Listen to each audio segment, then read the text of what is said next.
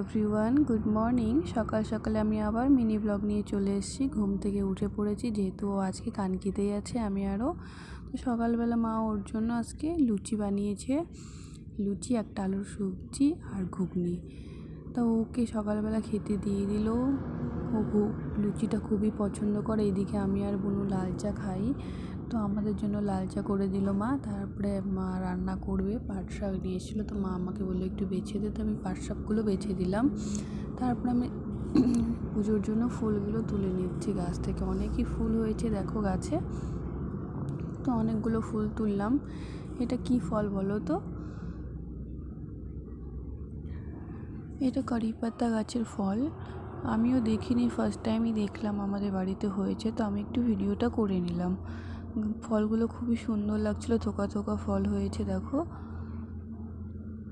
দেখতে একদম আঙুরের মতো ছোট ছোট। এই গাছটা আমি লাগিয়েছিলাম, অনেক বড় হয়ে গেছে, ফলও চলে এসছে গাছে। এবার আমি ফুলগুলো তুলে নিয়েছি, তুলে ঘরে রেখে দিলাম। এদিকে আমি পুজো দিব বলে ঠাকুরের বাসন টাসন মেজে রেখে দিয়েছি, স্নান টান করা হয়ে গেছে, পুজো দেওয়াও হয়ে গেছে আমার। খেয়ে দিয়ে আমি বেরিয়ে পড়লাম পার্লারের জন্য। বুনু আগেই চলে গেছে, কেন কি কাস্টমার ফোন করছিল তাই। রাস্তা দিয়ে যাচ্ছি, পুরোই ফাঁকা। আজকে মনে হচ্ছে না যে মার্কেটে কোনো লোকজন আছে, যেহেতু সানডে একটু ফাঁকাই থাকে। তো পার্লারে ঢুকে পড়লাম আমি ভিডিও করতে করতে।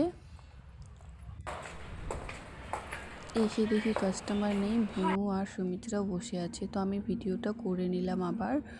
তো এইদিকে দেখি বুনু আমার ভিডিও করছে। প্রত্যেক দিন বলে তুই আমার ভিডিও করিস, আজকে আমিও তোর ভিডিও করব। তো এইদিকে দেখি বাড়ির কাকু এসছে আমাদের ইনভাইট করতে ওনার গৃহপ্রবেশ বাড়িতে। তাই আমাদেরকে ইনভিটেশন কার্ড দিয়ে গেল, বললো সবাইকে যেতে। তারপর বসেই ছিলাম, কাস্টমার ছিল না। তো আমার একটু ইচ্ছে ছিল ক্লিন আপ করানোর, তো আমি ডিটেন প্যাকটা লাগিয়ে নিলাম আজকে। যেহেতু পরশু দিন ইসলামপুর গিয়েছিলাম আর কয়েকদিন থেকে ভালোই রৌদ্র, স্কিনটা মনে হচ্ছে একদম পুড়ে পুড়ে গেছে, তো ডিটেন প্যাকটা লাগিয়ে নিয়েছি। ওরকম টাইমে দেখছি রানী ভাবি এসছে, তো রানী ভাবি বললো যে আমি তাহলে ম্যাসাজগুলো করে দিচ্ছি। আমি ক্লিন আপও করাতে চেয়েছিলাম, তো রানী ভাবি আমাকে ম্যাসাজ করে দিচ্ছে। খুব ভালো ম্যাসাজ করছে রানী ভাবি, সত্যি আমার খুব ভালো লেগেছে ওনার ম্যাসাজটা, খুবই ভাল লাগছে ম্যাসাজ। এত সুন্দরভাবে ম্যাসাজ করছিলো, একদম বলার মতো না। তারপরে আমার ম্যাসাজ হয়ে গেছে। এদিকে আমার ইচ্ছে ছিল স্পা করানোর, তো বুনু বলছিল স্পাটা করে নে, আজকে একটু ফাঁকা আছে এখন, তো করে নিলাম আমি স্পা। এদিকে বুনু আমাকে প্রথমে শ্যাম্পু করিয়ে দিল।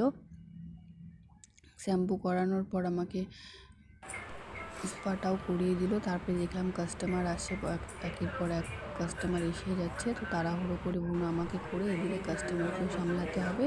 তো তারপর আমি, বুনু আর সুমিত্রা, রানীভাবি তিনজন মিলে কাজ করেই যাচ্ছিলাম, থ্রেডিংয়ের কাজ, এদিকে হেয়ার কাট সব কিছুই হচ্ছিল।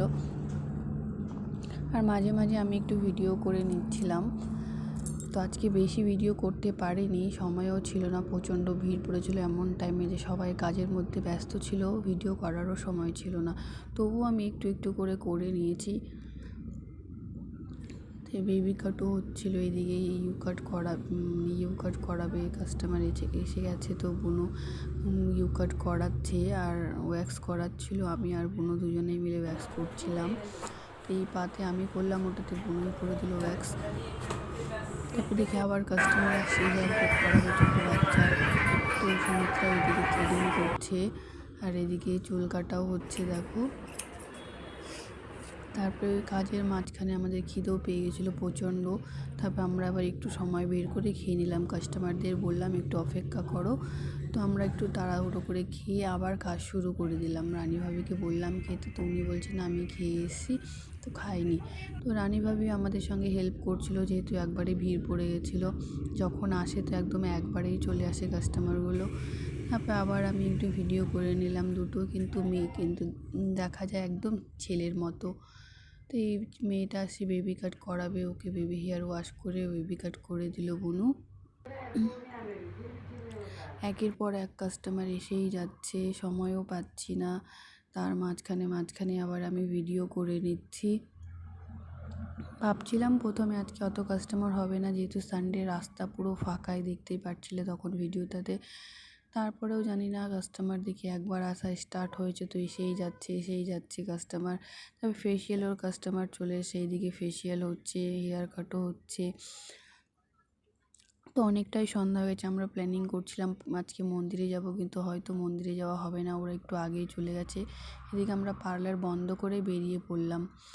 তো ফোন করলো কি মন্দিরে আসার জন্য, বললাম না আজকে আমরা আর যাবো না, কেন কি আমাদের পার্লার থেকে আস্তে আস্তে 8টা বেজে গেছিলো। আবার রেডি হয়ে বেরোবো পার্লারের জন্য। তো এইদিকে দেখি বুনু একটা দোকানে ঢুকলো কসমেটিক, আমি দাঁড়িয়ে দাঁড়িয়ে ভিডিওটা করে নিলাম। তো কেমন হয়েছে ভিডিও তোমরা অবশ্যই জানিও। বাই ফ্রেন্ড, আবার কালকে দেখা হবে। Good night.